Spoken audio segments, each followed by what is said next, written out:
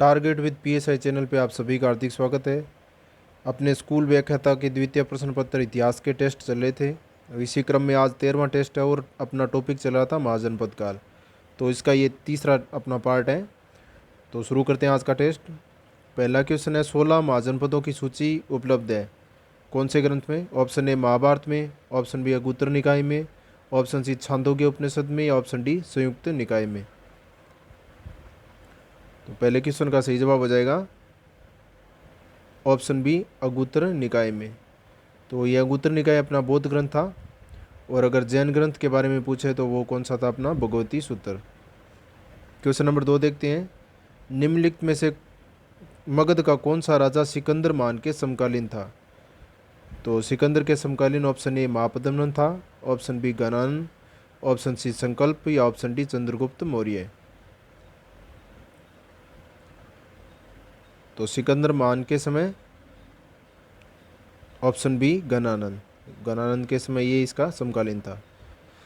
Question number 3 देखते हैं, प्रथम मगध साम्राज्य का उत्कर्ष किस सदी में हुआ था?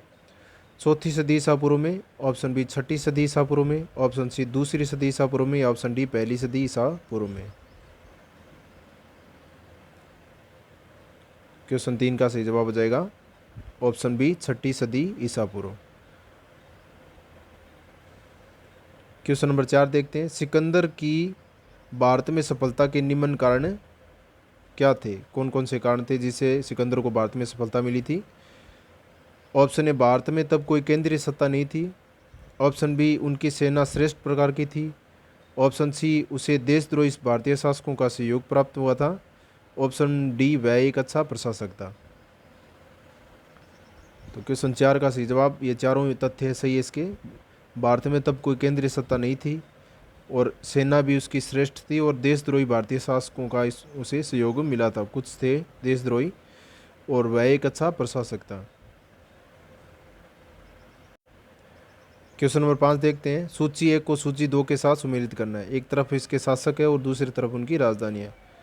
प्रदोत्य, उज्जैन, प्रसेनजीत, अजातशत्रु, मगध, वत्स, अवंती, कौशल। तो इनको सुमेलित करना है अपने को। तो ए का हो जाएगा अपने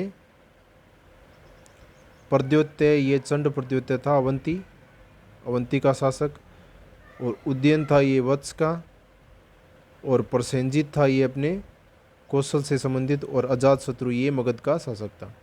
इस तरह से हो जाएगा ये। क्वेश्चन नंबर 6 देखते हैं, अभिलेखीय साक्ष्य से प्रकट होता है कि नंद राजा के आदेश से एक नहर खोदी गई थी। कहाँ पे खोदी गई थी? ऑप्शन ए अंग में, ऑप्शन बी वंग में, ऑप्शन सी कलिंग में या ऑप्शन डी मगध में। तो वो स्थान बताना है। तो क्वेश्चन 6 का सही जवाब हो जाएगा ऑप्शन सी कलिंग में। अगला क्वेश्चन देखते हैं, पहला ईरानी शासक जिसने भारत के कुछ भाग को अपने अधीन किया था। Option A Cyrus, option B Cambyses, option C Darius या ऑप्शन डी जेरसिस। क्षारस, ये इसका दूसरा नाम है, क्षायरस। तो प्रश्न संख्या 7 का सही जवाब हो जाएगा option C Darius. Question number 8 देखते हैं, मगध के राजा अजातशत्रु को सदैव किस गणराज्य के साथ युद्ध रहा था? Option A Vajjisangh Vaishali, option B Panchal, option C दोनों या ऑप्शन डी इनमें से किसी के साथ नहीं। तो प्रश्न संख्या 8 का सही जवाब हो जाएगा ऑप्शन ए वज्जीसंग। तो अजातशत्रु ने अपने मंत्री को भेजा था कहाँ पे? बुद्ध भगवान के पास है, उसको ये वज्जीसंग को हराने के लिए, ये सलाह लेने के लिए गए थे। तो वो जो वाक्यांश है वो इसी से संबंधित है।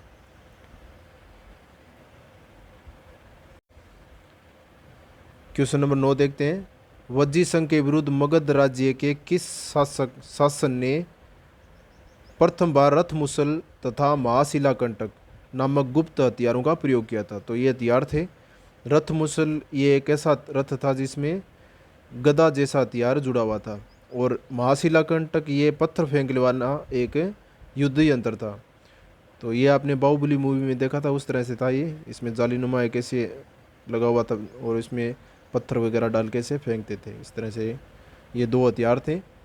ये किसके द्वारा प्रयोग में लिए गए थे? Option A Ajatashatru, option B Chandragupta Maurya, option C Kala Ashoka या ऑप्शन डी उदयन। तो क्वेश्चन 9 का सही जवाब हो जाएगा ऑप्शन ए अजातशत्रु। तो इसकी शत्रुता थी किसके साथ? वज्जीसंघ के साथ। क्वेश्चन नंबर 10 देखते हैं, नंद वंश का अंतिम सम्राट कौन था? Option A Mahapadmananda, option B Ghananand, option C Kalashoka या ऑप्शन डी इनमें से कोई नहीं। तो ये आप सभी जानते होंगे। तो क्वेश्चन 10 का सही जवाब हो जाएगा ऑप्शन डी गणानंद। तो ये अंतिम है इसका शासक था और महापद्मनंद इन्होंने इनकी नंदवंश की स्थापना की थी। और ये गणानंद ये सिकंदर मान के समकालीन था। ये पहले क्वेश्चन में आया हुआ है। क्वेश्चन नंबर 11 देखते हैं, भारत में सिक्कों या मुद्रा का प्रचलन कब हुआ था? ऑप्शन ए अशोक के काल में, ऑप्शन बी कनिष्क के काल में, या ऑप्शन सी 600 ईसा पूर्व, या ऑप्शन डी 300 ईसा पूर्व।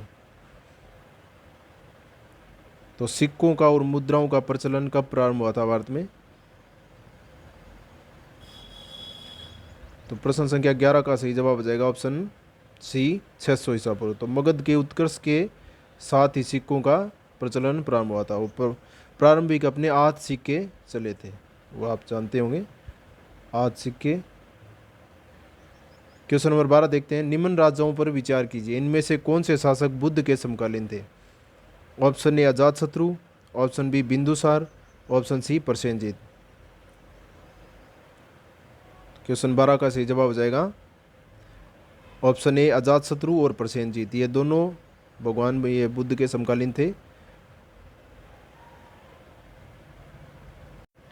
क्वेश्चन नंबर 13 देखते हैं, 6ठी सदी ईसा पूर्व के दौरान बड़े राज्यों के उदय का मुख्य कारण क्या था?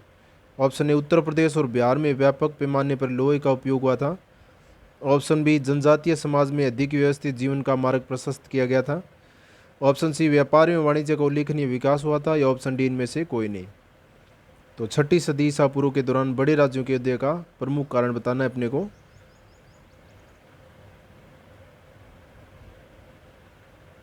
तो क्वेश्चन 13 का सही जवाब हो जाएगा ऑप्शन ए उत्तर प्रदेश और बिहार में व्यापक पैमाने पे लोहे का प्रयोग। तो लोहे की खोज अपने अतरंजी खेड़ा में हुई थी, वो आप जानते होंगे, पहला साक्ष्य मिला था लोहे का। क्वेश्चन नंबर 14 देखते हैं, मगध साम्राज्य बिंबिसार ने अपने राज्य वैद्य जीवक को किस राज्य के राजा की चिकित्सा के लिए भेजा था? ऑप्शन ए कौशल के राजा को, ऑप्शन बी अंग, ऑप्शन सी अवंती, या ऑप्शन डी वैशाली। तो बिंबिसार ने अपने राज्य वैद्य ये जीवों को भेजा था चिकित्सा के लिए। तो किस राजा के लिए भेजा था? तो क्वेश्चन 14 का सही जवाब हो जाएगा अपने सी अवंती। अवंती के शासक के इलाज के लिए इन्होंने अपने राज्य वैद्य के ये जीवक को भेजा था। क्वेश्चन नंबर 15 देखते हैं, किस शासक ने अवंती को जीत कर मगध का हिस्सा बना दिया था? Option A Ajatashatru, option B Bimbisara, option C Shishunaga, या ऑप्शन डी महापद्मनंद। क्वेश्चन 15 का सही जवाब हो जाएगा option C Shishunaga. Question number 16 देखते हैं, किस मगध सम्राट ने अंग का विलय अपने राज्य में कर लिया? Option A Bimbisara, option B Ajatashatru, option D Udayin, या ऑप्शन डी शिशुनाग। तो वह कौन सा मगध सम्राट था जिसने अंग का विलय अपने राज्य में किया था?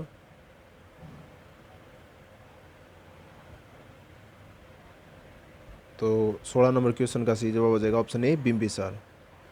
तो ये इसकी नीति थी अपने बिंबिसार की।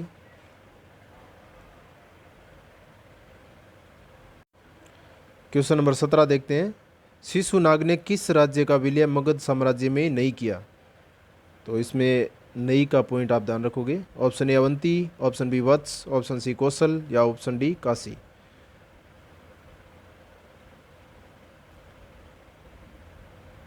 क्वेश्चन 17 का सही जवाब हो जाएगा ऑप्शन डी काशी। तो काशी को छोड़ के ये अवंती, वत्स और कौशल इसका विलय इन्होंने मगध में कर लिया था। क्वेश्चन नंबर 18 देखते हैं। काशी और लिच्छवी विलय मगध साम्राज्य में किसने किया था? ऑप्शन बी बिंबिसार ने, ऑप्शन ए बिंबिसार ने, ऑप्शन बी अजातशत्रु ने, ऑप्शन सी उदयन ने, या ऑप्शन डी शिशुनाग ने। तो काशी और लिच्छवी विलय किन के द्वारा किया गया था? क्वेश्चन 18 का सही जवाब जाएगा option C Ajatashatru. Question number 19 देखते हैं। मगध साम्राज्य के बारे में कौन सही नहीं है? ऑप्शन ए पुराणों एवं महाकाव्यों के अनुसार इसकी स्थापना वृहद्रथ ने की थी। ऑप्शन बी महापद्मनंद ने इसे सर्वाधिक विस्तार प्रदान किया और सर्वसत्रांतक क्षत्रियों का अंत करने वाला एवं इकराट की उपाधि धारण की। ऑप्शन सी गिरिवज्र, राजगृह, पाटलिपुत्र एवं वैशाली क्रमशः इसकी चार राजधानियाँ बनी थी। ऑप्शन डी इनमें से कोई नहीं। तो मगध के बारे में असत्य अपने को सही असत्य कथन बताना है। तो कौन था इनमें से, कौन सा कथन असत्य है?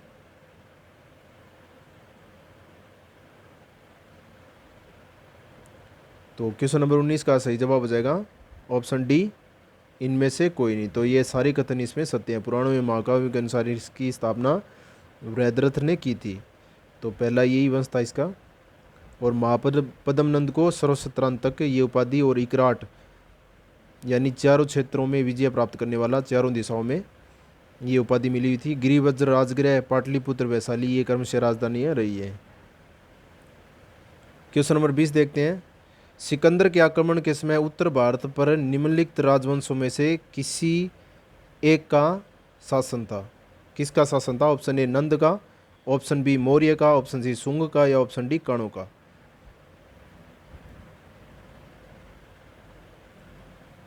तो क्वेश्चन नंबर 20 का सही जवाब हो जाएगा ऑप्शन ए नंद वंश। तो नंद का ये गणानंद था उसमें जब सिकंदर का आक्रमण भारत पे हुआ था, उत्तर भारत में।